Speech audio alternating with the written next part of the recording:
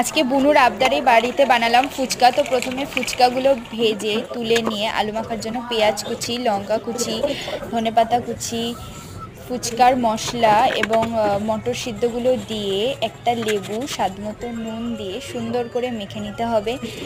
প্রথমেই বলে দিই এটা আমার ফার্স্ট মিনি ভ্লগ, তো সবাই একটা করে লাইক করে দিও।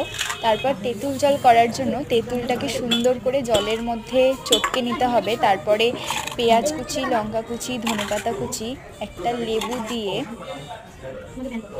ফুচকার মশলা দিয়ে স্বাদমতো নুন দিয়ে জল দিলেই রেডি হয়ে গেল আমাদের ফুচকার জল। তো এটা আমার আজকের ফার্স্ট ইউটিউব মিনি ব্লগ ছিল। তো ফুচকাটা খেতে খুবই সুন্দর হয়েছিল। তো এটা আমার বুনুর জন্যই বানানো, তো ফার্স্ট আমি ট্রাই করলাম। তোমরা প্লিজ কমেন্টে জানিও যে কেমন হয়েছে।